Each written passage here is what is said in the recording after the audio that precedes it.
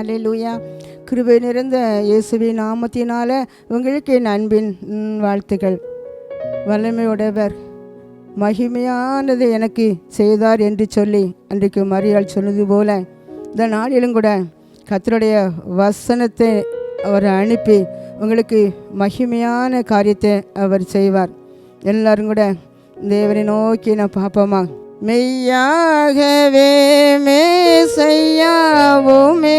நம்மை நாடினாரே, கிருபை கூறினாரே, சமாதானம் ஓதும் இயேசு கிறிஸ்து இவர்தாம் இவர்தாம் இவர்தாம் இவர்தாம் என் வசனத்தை அனுப்பி உங்களை குணமாக்குவேன் என்று அன்பு தகப்பன் சொல்லியிருக்கிறாரே. இந்த நாளிலும் கூட கர்த்தருடைய ஆவியானவர் நம்மோடு பேசும்படியாக அவர் தருகிற ஒவ்வொரு வேத வார்த்தையை அனுப்பி உங்களை குணமாக்குவேன் என்று சொன்னது போல இந்த வார்த்தையை நீங்கள் கேட்டுக்கொண்டு இருக்கும் போதே அது எத்தனை வருட வியாதியாக இருந்தாலும் கர்த்தர் இந்த வேளையில் உங்கள் சரீரத்திலிருந்து வெளியே அனுப்புவேன் என்று வாக்கு கொடுக்கிறார். ஹல்லேலூயா, ஹல்லேலூயா. எல்லாரும் கூட கண்களை மூடி தேவனே இந்த வார்த்தை மூலமாக என்னோடு பேசுவீராக. பல வருடமாக இருக்கிற இந்த வியாதி, ஐயோ என் பிள்ளை மிகவும் சுகவீனமாக இருக்கிறானே, இன்றைக்கு ஒரு விடுதலை கிடைக்காதா? ஐயோ என் குடும்பத்தில் ஆமேன் என் பெற்றோர் என் தாய் மிகவும் சுகவீனமாக இருக்கிறார்களே, இன்றைக்கு ஒரு விடுதலை கிடைக்காதா என்று சொல்லி அங்கலாய்ப்போடு பார்த்து கொண்டிருக்கிறீர்கள். கர்த்தர் சொல்கிறார் இந்த வேளையில் ஒரு அற்புதத்தை நடத்தி ஒரு அதிசயத்தை அனுப்பி உங்களை குணமாக்குவேன் கர்த்தர் சொல்கிறார். ஹல்லேலூயா, ஹல்லேலூயா. ஆண்டவரே இந்த வார்த்தைக்கு விரோதமாக செயல்படுகிற எல்லா அந்தகார பொல்லாத ஆவிகளை இயேசுவின் நாமத்தில் அழித்து போடுவீராக. இந்த வார்த்தையை நீங்களே பேசுங்கப்பா, எங்களோட இடைபடுங்க. இயேசுவின் மூலம் ஜெபிக்கிறேன் பிதாவே, ஆமேன். லூக்கா எழுதின சுவிசேஷம் 2ஆம் அதிகாரம் 7ஆம் வசனம். அவள் தன் முதற் பேரான குமாரனை பெற்று சத்திரத்திலே அவர்களுக்கு இடமில்லாது இருந்தபடியினால் பிள்ளையை துணிகளில் சுற்றி முன்னணியிலே கிடத்தினாள். ஏன் அவங்க முன்னணியில் கிடத்தினாங்க? காரணம், சத்திரத்தில் இடமில்லாமல் இருந்தபடியினால தான் பிள்ளைய துணிகளில் சுற்றி முன்னணியில் கிடத்தினதாக நம்ம பார்க்குறோம்.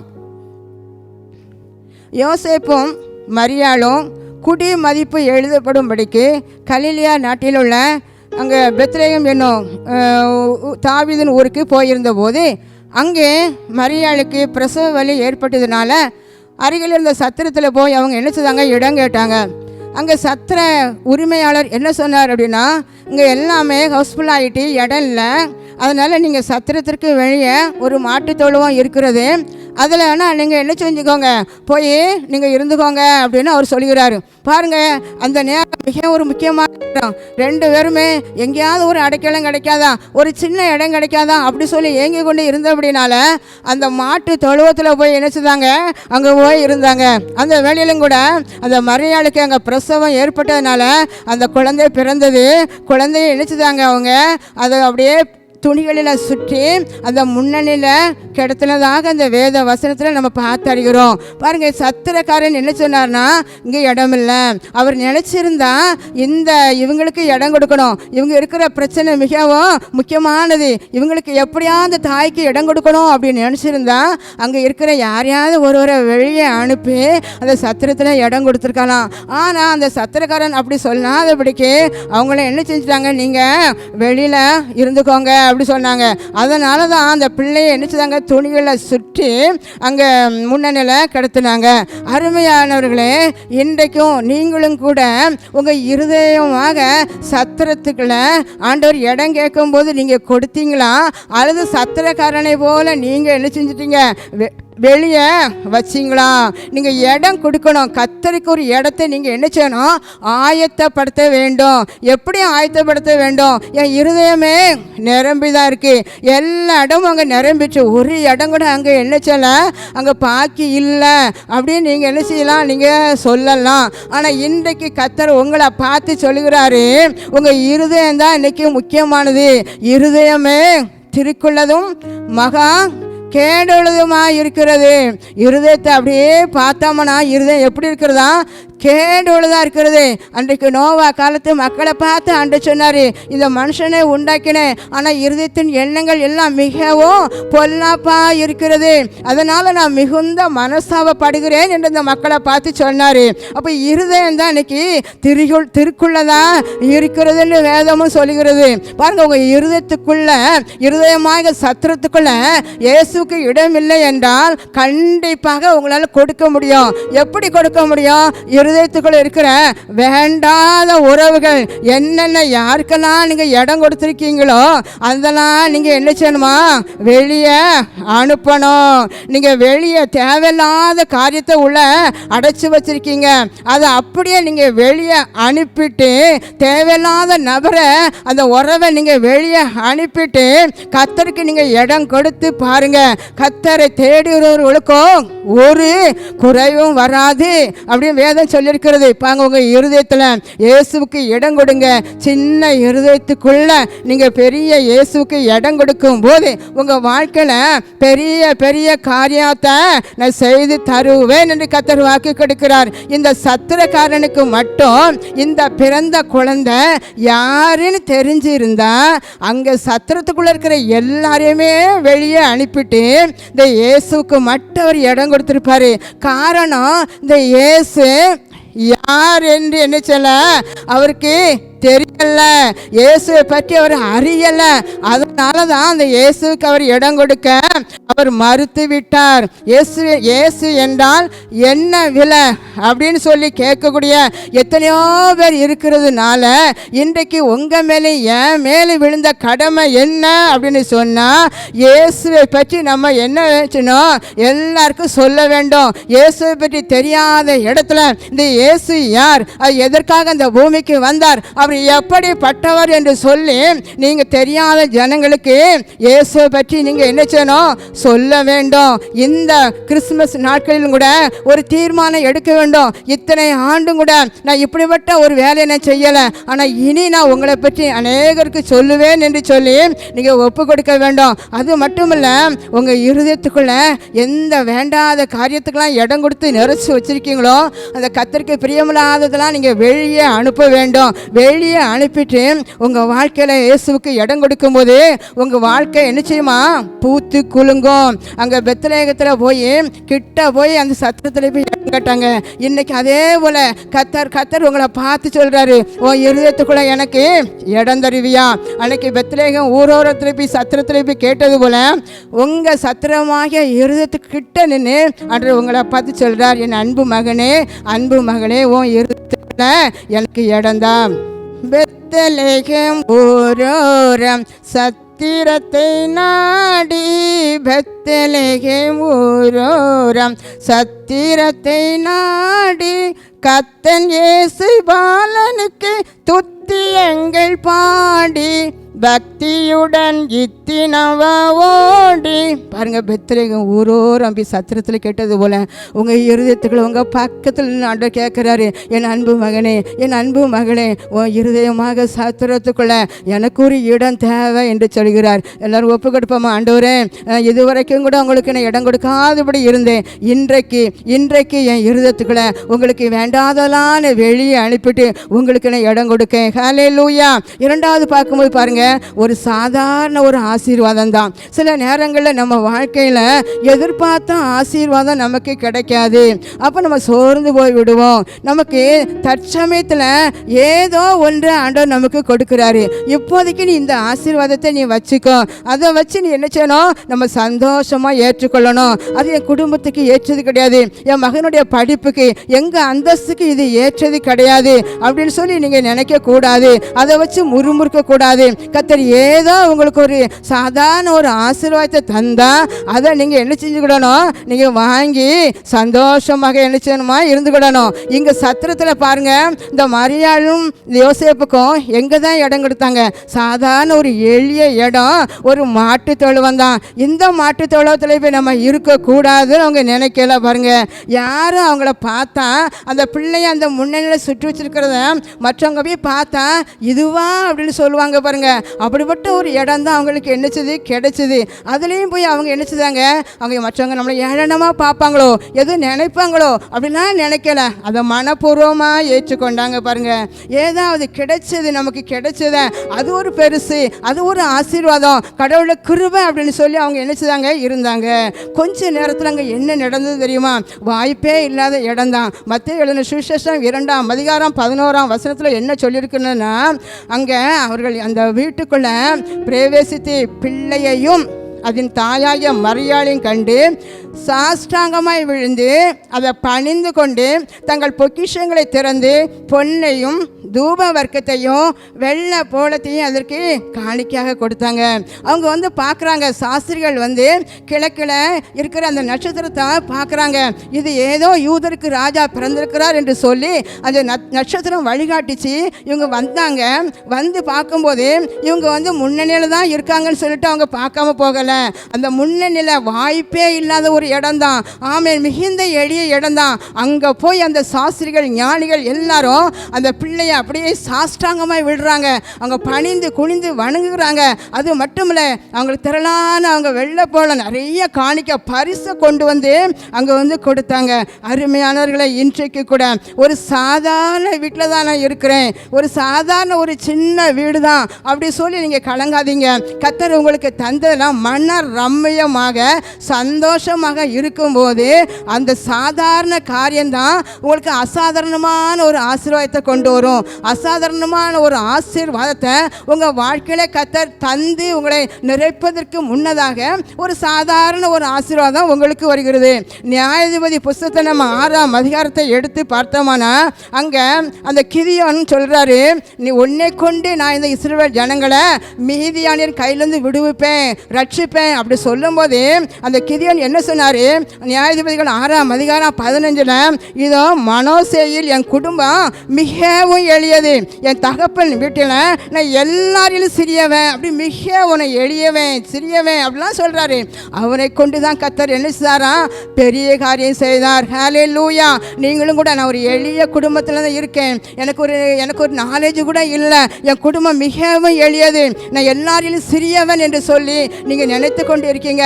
உங்களை கொண்டு கர்த்தர் பெரிய காரியத்தை நான் செய்வேன் என்று வாக்கு கொடுக்கிறார். கரந்தட்டி நன்றி சொல்வீங்களா? ஹல்லேலூயா.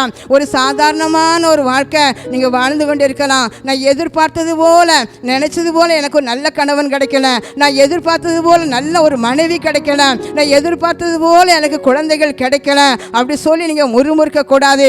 உங்களுக்கு கர்த்தர் தந்ததை எண்ணி, ஆண்டவரே இதை நீங்கள் தந்ததற்காக நன்றி, எத்தனையோ பேருக்கு இது இல்லை, எத்தனையோ பேருக்கு இந்த ஆசீர்வாதம் இல்லை, எனக்கு தந்ததுக்காக நன்றி என்று சொல்லி கர்த்தருக்கு நன்றி சொல்லுங்க. எத்தனையோ பேருக்கு கொஞ்சம் சமாதானமே இல்லாதபடி எத்தனை குடும்பங்கள் அழுது கொண்டு இருக்கிறது. உனக்கு தந்த சமாதானத்துக்கு நன்றி சொல்லு. ஹல்லேலூயா. உனக்கு தந்த கொஞ்சம் ஆசீர்வாதத்தை நினைத்து நீ நன்றி சொல்லு மகனே. ஹல்லேலூயா.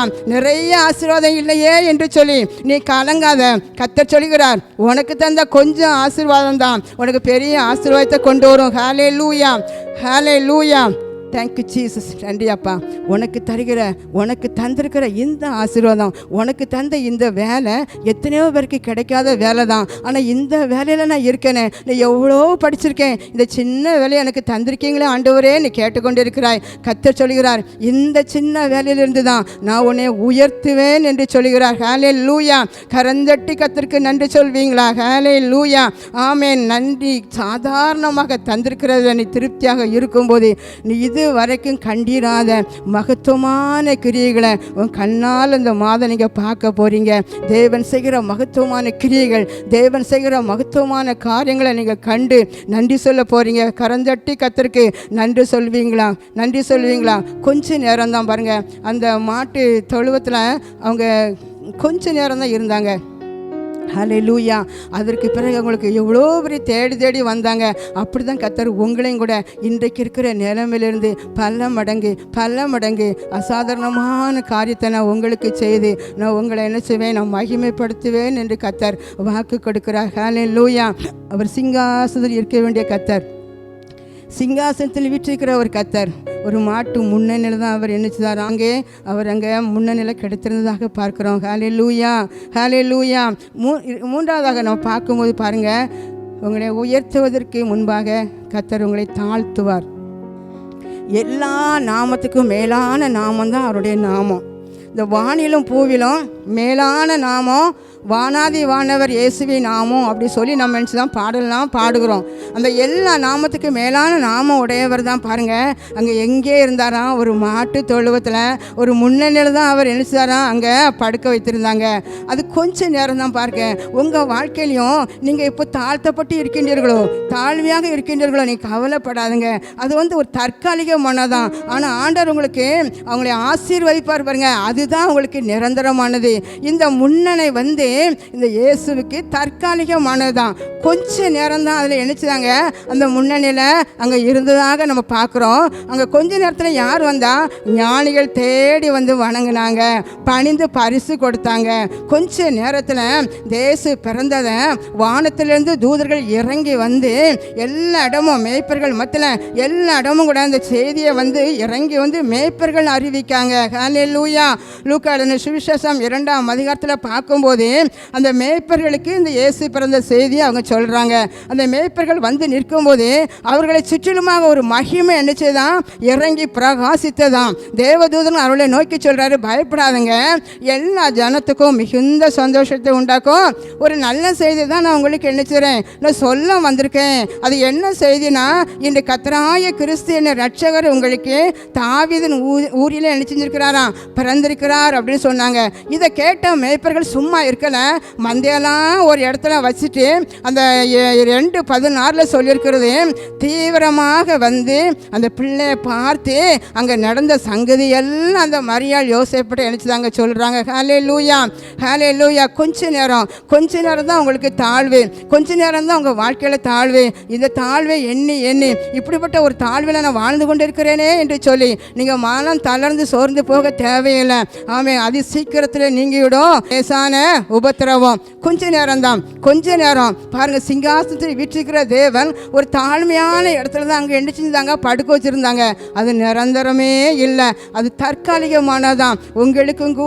உங்களுக்கு இந்த நாட்களில் ஐயோ நான் ஒரு தாழ்மையாக இருந்து கொண்டு இருக்கிறேன், நான் மிகவும் தாழ்ந்த வாழ்க்கை வாழ்ந்து கொண்டு இருக்கிறேன் என்று சொல்லி நீங்கள் கலங்கி கொண்டு இருக்கலாம். அன்றைக்கு எப்படி இயேசுவின் பிறப்பை தேவதூதர்கள் மற்றவருக்கு சொன்னார்களோ, இன்றைக்கும் கூட அதே தேவதூதன் உங்களுக்காக இறங்கி ஒரு நல்ல செய்தியை உங்களுக்கு அவர் சொல்லுவதற்காக இறங்கி வந்திருக்கிறார். அவர் இறங்கி உங்க வீட்டுக்குள்ள கடந்து நின்று கொண்டிருக்கிறார். அந்த தேவதூதன் வீட்டுக்குள்ள நின்று கொண்டு இருக்கும் போது ஒரு மகிமை பிரகாசித்தது போல, அந்த மேய்ப்பர்களுக்குள்ள ஒரு மகிமை பிரகாசித்தது போல, அதே மகிமை இன்றி உங்க வீட்டுக்குள்ள பிரகாசித்து கொண்டிருக்கிறது. ஹல்லேலூயா, ஹல்லேலூயா. எல்லாரும் கரந்தட்டி நன்றி சொல்லுவோமா?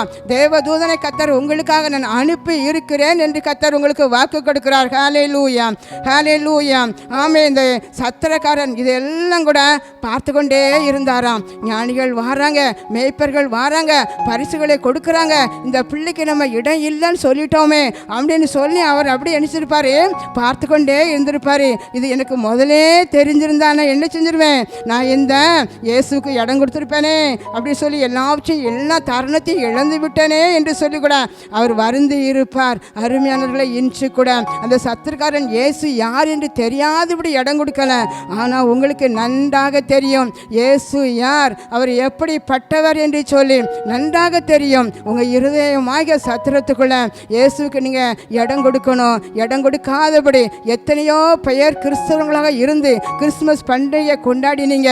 ஆனால் இன்றைக்கு ஆண்டவர்கிட்ட நீங்கள் ஒப்பு கொடுங்க, ஆண்டவரே இது வரைக்கும் கூட நான் உங்களுக்கு இடம் தராதபடி ஒரு கிறிஸ்துமஸ் பண்டிகை கொண்டாடினையா, என்னை மன்னிங்க என்று சொல்லி நீங்கள் கேட்கும் போது கர்த்தர் கிருபையாக மன்னித்து உங்களுக்குள்ள உங்கள் சத்திரமாக இருதத்துக்குள்ள நான் பிறப்பேன் என்று சொல்கிறார். பாருங்க, அவர் உங்கள் வாழ்க்கையில வந்தாலே போதுமே, அவர் வந்தாலே ஒரு ஆசீர்வாதம், அவர் வந்தாலே உங்கள் வாழ்க்கை செழிக்கும். ஹல்லேலூயா, ஹல்லேலூயா.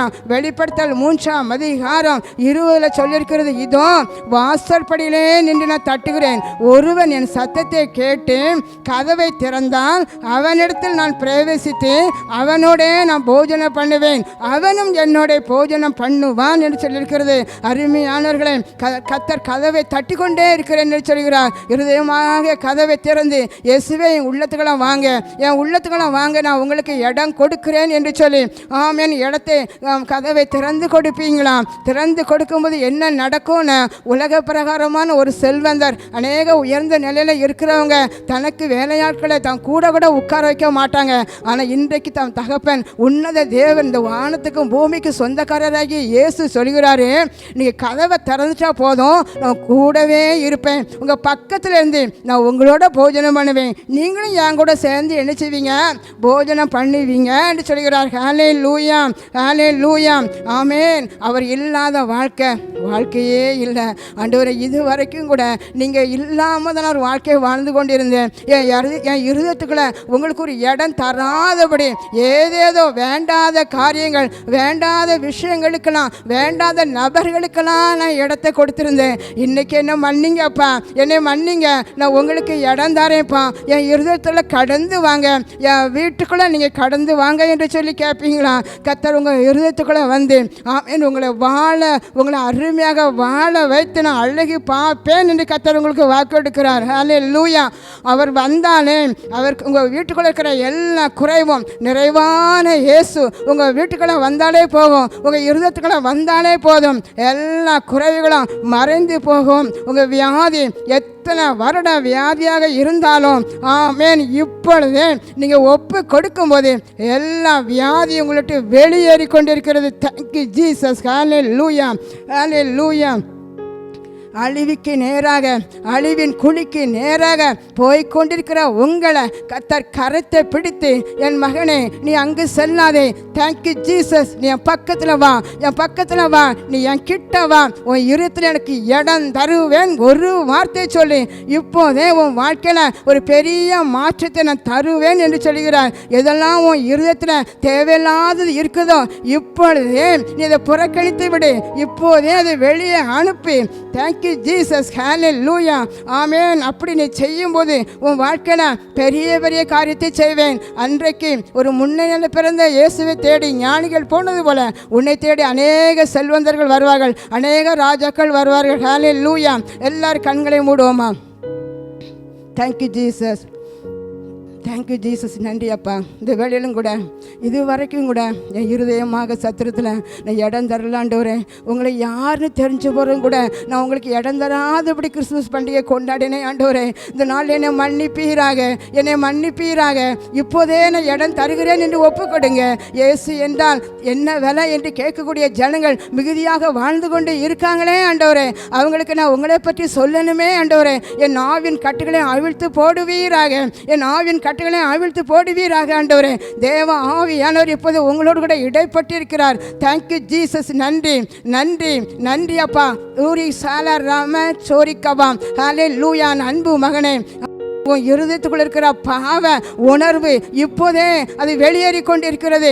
ரத்தத்தினால் உன்னை கழுவி விட்டேன் என்று சொல்லி கர்த்தர் உன்னை பார்த்து தான் சொல்கிறார். உன் இருதயத்துக்குள்ள நான் கடந்து வருவேன், என் இருதயத்துக்குள்ள நீங்கள் வருவீங்களா ஏசப்பா, நான் எவ்வளோ வரையும் பாவம் செய்திருக்கேன், என் இருதயமாக சத்திரத்துக்குள்ள நீங்கள் வந்து பிறப்பீங்களா என்று ஒரு சின்ன பிள்ளை கேட்டது போல நீ கேட்டு அழுது கொண்டிருக்கிறாய். கர்த்தர் உன்னோடு கூட பேசுகிறார். அன்பு மகனே, உன் இருதயத்துக்குள்ள நான் வருவேன், நான் இருதயத்துக்குள்ள வந்து உன்னை பண்ணுவேன், நான் வந்து உன்னை நடத்துவேன். உன் வாழ்க்கையில் ஒரு பெரிய மாற்றத்தினை காண்பாய். அநேக ஜாதிகள், அநேக செல்வந்தர்கள் தேங்க்யூ ஜீசஸ் இது வரைக்கும் உன்னை அடிமைப்படுத்தின எல்லாரும் உன்னை தேடி வரும்படி செய்வேன். ஹல்லேலூயா, ஆமென் ஆண்டவரே. இந்த கிறிஸ்துமஸ் பண்டிகை ஆனது எங்கள் பிள்ளைகள் உண்மையாக உணர்ந்து அர்த்தம் உணர்ந்து கொண்டாடுகிற ஒரு பண்டிகையாக இருக்க போகிறதுக்காக நன்றி ஏசப்பா.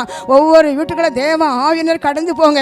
நிறைவான நீங்கள் போகும்போது அந்த வீட்டுக்குள்ள இருக்கிற எல்லா விதமான குறைவுகள் வெளியேறி கொண்டிருக்கிறதாப்பா. சிறுவர்கள் முதல் பெரியவர் வரை ஆசீர்வதிப்பீராக, பிள்ளைகளை ஆசீர்வதிப்பீராக. உங்களுடைய கரத்தில் எங்கள் பிள்ளைகளை மூடிக்கொள்ளுங்கப்பா, கரத்தினால் மூடிக்கொள்ளுங்க ஆண்டவரே. சாதாரண வாழ்க்கையை அசாதாரண வாழ்க்கையாக மாற பண்ண போகிறதற்காக நன்றி அப்பா. எங்கள் பிள்ளைகள் தாழ்வில் இருந்து கொண்டு இருக்கின்றார்களே, கலங்குகிற எங்கள் பிள்ளைகளை ஒரு உயர்வான இடத்துக்கு நீ கொண்டு வர போகிறதுக்காக நன்றி ஏசப்பா. அது சீக்கிரத்தை எங்கள் தாழ்வு எல்லாம் மறைந்து போக போகிறதற்காக நன்றி ஆண்டவரே. ஒவ்வொரு பிள்ளைகள் மேலே கரத்தை வைத்து இப்பொழுதே நீங்கள் பிறந்த நோக்கத்தின் ஆசீர்வாதங்கள் எங்கள் பிள்ளைகளை கடந்து வந்திருக்கிறதற்காக உமக்கு நன்றி ஆண்டவரே, நன்றி ஆண்டவரே. Jesus, thank you Jesus. ரசா லாபாரி கமாட்டோரி கபா, உங்க கரம் ஒவ்வொரு பிள்ளைகள் மேல அமர்ந்திருக்கிறதற்காக உமக்கு நன்றி ஐயா, நன்றி ஆண்டவரே. இந்த நிமிஷத்துல இருந்து அந்த குடும்பத்தோட பெரிய சமாதானத்தினை கொடுத்ததற்காக நன்றி ஆண்டவரே. எல்லா விதமான அந்தகார கிரிகள் வெளியேறினதற்காக உமக்கு கோணாக்குடி ஸ்தோத்திரம் ஆண்டவரே. இந்த பிள்ளைகளை நீ ரசித்ததற்காக நன்றி, அந்த குடும்பத்தில் ஒரு பெரிய ரட்சிப்பை கொண்டு வந்ததற்காக நன்றி, நீங்க உலாவுகிறதற்காக நன்றி.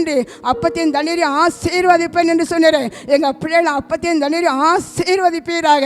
ஆமென் ஆண்டவரே. எல்லாம் உங்கள் ஆசீர்வாதத்தினால எங்கள் பிள்ளைகள் பெருக போகிறதற்காக ஸ்தோத்திரம் ஆண்டவரே. உங்கள் தெய்வீக ஆசீர்வாதம், தெய்வீக பலன், தெய்வீக கிருபை எங்கள் பிள்ளைகள் மேலே அசைவாடி ஒவ்வொரு வரையும் நிரப்பி கொண்டு இருக்கிறதற்காக உமக்கு நன்றி அப்பா. கண்கள் பார்த்து ஆச்சரியப்படக்கூடிய அளவில் மகத்துவமான காரியங்கள் ஒவ்வொரு குடும்பத்தில் நடக்க போகிறதற்காக ஸ்தோத்திரம் ஆண்டவரே. எங்கள் பிள்ளைகள் உங்கள் சமூகத்தில் வந்து நன்றி சொல்லி துதிக்கும்படியாக நீ செய்கிற அன்புக்கு நன்றி ஏசப்பா. எங்கள் பிள்ளைகளை ஆதரித்தீங்களே உமக்கு நன்றி, இதுவரை போஷித்தரே நன்றி. தொடர்ந்து ஆண்டவர் எங்கள் பிள்ளைகளை வல்ல கரத்துக்குள்ள பொதிந்து வைத்திருக்கிறதற்காக உமக்கு நன்றி ஏசப்பா. பெரிய சமாதானம் எங்கள் பிள்ளைகளை சூழ்ந்து கொண்டதற்காக நன்றி. தேவ ஆசீர்வாதத்துக்குள்ள எங்கள் பிள்ளை ஒப்பு கொடுக்கிறேன். ஆசீர்வதிங்க, வழி நடத்துங்க. மீட்பர் இயேசுவின் மூலம் ஜெபிக்கிறேன் நல்ல பிதாவே, ஆமென். God bless you.